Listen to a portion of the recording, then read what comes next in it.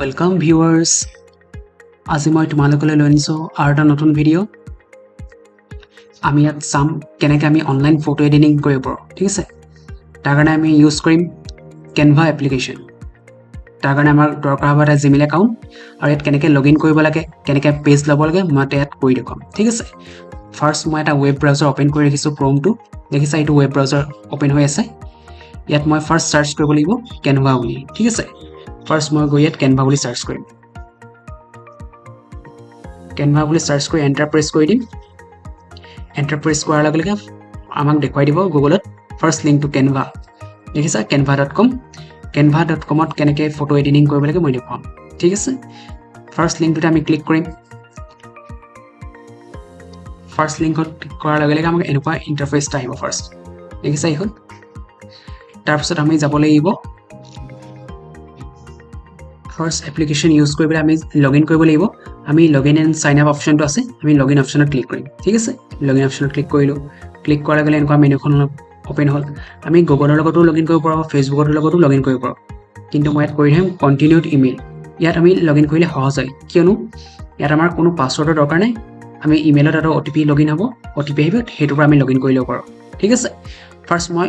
continue with email কৰি চাম ঠিক আছে তাত মই ক্লিক কৰিলোঁ ক্লিক কৰাৰ লগে লগে মোক সুধিছে ইমেইল আইডি এটা লাগে ঠিক আছে আমাৰ আগতে যেটো বনাই থৈছো ইমেইল আইডি আমি হেতু ইয়াত পুট কৰিম সো আমি ইমেইল আইডিটো এন্টাৰ কৰিম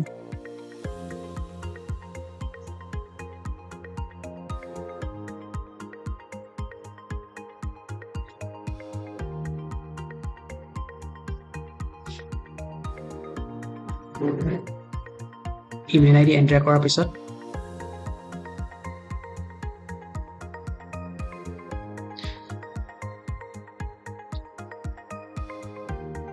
ইমেইল আইডি এন্টাৰ কৰাৰ পিছত আমি কন্টিনিউ অপশ্যনটো ক্লিক কৰি দিম কন্টিনিউ অপশ্যন ক্লিক কৰাৰ লগে লগে আমাৰ নিজৰ ইমেইললৈ এটা OTP যাব ঠিক আছে আমাৰ OTP সেন্ড কৰিলে আমি নিজৰ মোবাইলৰ ইমেইলটো খুলি চাম ইমেইলৰ OTPটো পাই যাম ঠিক আছে OTPটো এন্টাৰ কৰাৰ পিছত এনেকুৱা ইন্টাৰফেচটা ওলাব য'ত আমাৰ ফাৰ্ষ্ট পেজটো দেখুৱাই দিব আমাৰ এখন হোম পেজ এই হোম পেজত আমাৰ কি হ'ব ডকুমেন্টছ হোৱাইট বোৰ্ড আমি কেনেকুৱা ধৰণৰ পেজ ইউজ কৰিব পাৰোঁ Canva ইয়াত দেখুৱাই দিয়া হ'ব ঠিক আছে আৰু ইয়াত সাইডৰ টাইটেল বাৰডাল আছে ইয়াত হোম প্ৰজেক্ট আমি কিছুমান project folder name wise save কৰি যাব পাৰোঁ ঠিক আছে আৰু কেতিয়াবা আমি যদি কিবা বস্তু ডকুমেন্টছ লাগে আমি টেমপ্লেট লাগে আমি সাৰ্চ কৰিব পাৰোঁ ইয়াত কিছুমান বস্তু ইয়াত দেখুৱাই আছে ক্ৰিয়েট এ ডিজাইন ইয়াৰ তলত আছে অপশ্যন কিছুমান আপগ্ৰেড Canva Pro এইটো আমাৰ কিছুমান পেমেন্ট কৰি আমি ডাউনলোড কৰিব পাৰোঁ কিছুমান টেমপ্লেট ডাউনলোড কৰিব লাগিব ঠিক আছে আমি যেটা ফ্ৰী ভাৰ্চনত কৰিম আমি ফ্ৰী কে কেনে কৰিব লাগে তাত কৰি দেখাম Canva ইউজ কৰি আমি যিকোনো টেমপ্লেট বায়োডাটা পোষ্টাৰ বেনাৰ যিকোনো ভিডিও এনিমেশন ভিডিও বনাব পাৰোঁ ফাৰ্ষ্ট মই দেখুৱাম ইয়াত পেজ কেনেকৈ ল'ব লাগে ইয়াত কিছুমান ৰেডিমেড পেজ আছে ডকুমেন্টছ বুলি আছে ক্ৰিয়েট এ ডকুমেন্টছ যদি আমাক লাগে কিবা ডকুমেন্টছ টাইপ কৰিবলৈ ইয়াত ক্লিক কৰিলেই হ'ল ক্লিক কৰাৰ লগে লগে নিজে নিজে লোড ল'ব ঠিক আছে যেনেকৈ আমি ৱৰ্ডত ইউজ কৰোঁ ডকুমেন্টছ তেনেকৈ আমি টাইপ কৰিব পাৰোঁ ঠিক তেনেকৈ মই বেক কৰি দিলোঁ প্ৰেজেণ্টেশ্যনৰ কাৰণে প্ৰেজেণ্টেশ্যন মই পাৱাৰ পইণ্ট হ'লে ইয়াতো বনাব পাৰোঁ আৰু ইয়াত আমাৰ আনলিমিটেড কিছুমান এলিমেণ্ট পোৱা যাব যিটো ইউজ কৰি আমি 3D এনিমেশ্যন বনাব পাৰোঁ তাৰপিছত ইয়াত হোৱাইট বোৰ্ড আছে ভিডিঅ' বনাব পাৰোঁ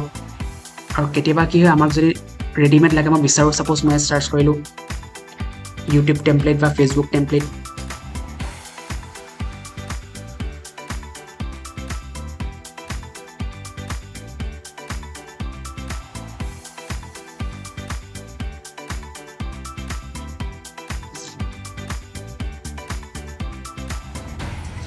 ফেসবুক টেমপ্লেট এন্টাৰ কৰিলোঁ অটোমেটিক আমাৰ ডিজাইন আহি গ'ল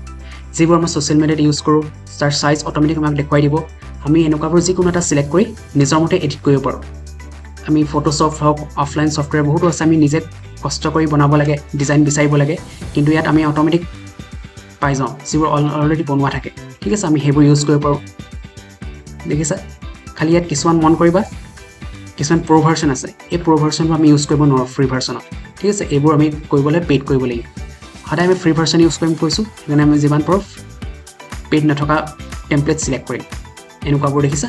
ইয়াত এইবোৰ আমি ক্লিক কৰি নিজৰ মতে এডিট কৰিব পাৰোঁ খুব কম টাইমৰ ভিতৰত নিজৰ নেমছ নিজৰ ডিটেইলছ দিব পাৰোঁ এইকেইটা চিলেক্ট কৰিব প্ৰচেছ আৰু কাষ্টম টেমপ্লেট আমি যিকোনো নিজৰ মতে কাষ্টম টেমপ্লেট ল'ব পাৰোঁ কাষ্টম টেমপ্লেট চিলেক্ট কৰিলোঁ পেজ ওপেন হৈ গ'ল দেখিলে এডিট মোডত আহি গ'ল আমি যিকোনো চিলেক্ট কৰি এডিট কৰিব পাৰোঁ নেক্সট আমি বেক কৰি চাওঁ যদি এইবোৰৰ ভিতৰত আমাৰ নিজৰ মতে ইচ্ছা থাকে ল'বলৈ হ'লে আমি কাষ্টম চাইজো কৰিব পাৰোঁ কাষ্টম চাইজ অপশ্যন এটা আছে কাষ্টম চাইজত ক্লিক কৰিলোঁ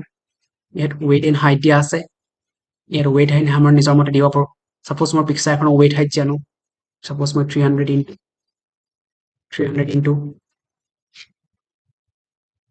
3000 ইনটু 4000 কৰিলোঁ ইয়াত পিক্সেল আছে ইঞ্চ আছে চেণ্টিমিটাৰ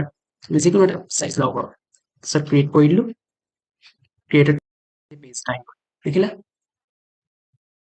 অট'মেটিক নিজৰ নিজৰ পেজ চাইজ আহি গ'ল ইয়াত আমি যিকোনো ডিজাইন টাইপ কৰিব পাৰোঁ বায়'ডাটা বনাব পাৰোঁ যিকোনো ফৰ্মেট এটা ক্লিক কৰি অট'মেটিক ছেট কৰি দিব পাৰোঁ ঠিক আছে আহিলে আমাৰ ক্ৰিয়েট ডিজাইন অপশ্যনটো ইয়াতো গৈ আমি ক্ৰিয়েট ডিজাইন কৰিব পাৰোঁ ইয়াতো গৈ চেম অপশ্যনখিনি ওলাব যেনেকৈ কাষ্টম কৰিছিলোঁ documents white board social media template এতিয়া আমি কেতিয়াবা নাজানিব পাৰোঁ আমি ছ'চিয়েল মিডিয়াত আপলোড কৰিলে কেনেকুৱা ফাইল চাইজ লাগিব কিন্তু ইয়াত আমাক অলৰেডি ৰেডিমেড থাকেই আমি ছ'চিয়েল মিডিয়াত এপ্লাই যদি চিলেক্ট কৰোঁ হোৱাটছএপত বা ইনষ্টাগ্ৰামত ৰিলছ বনাবলৈ ষ্টৰি বনাবলৈ তাত টেমপ্লেটটো যিকোনো এটা ইউজ কৰিলেই আহি যাব দেখিছা এইবোৰ ব্লাৰ বেকগ্ৰাউণ্ড ধুনীয়াকৈ অলৰেডি ৰেডিমেড আছে যিকোনো বেকগ্ৰাউণ্ডত আমি পিকচাৰ পোষ্টাৰ বনাব পাৰোঁ ঠিক আছে নেক্সট ভিডিঅ'ত মই কেনেকৈ এইবোৰ ইউজ কৰি পোষ্টাৰ বনাব লাগে এইবোৰ এলিমেণ্টছখিনি আমি কেনেকৈ ইউজ কৰিব লাগে মই দেখুৱাম ঠিক আছে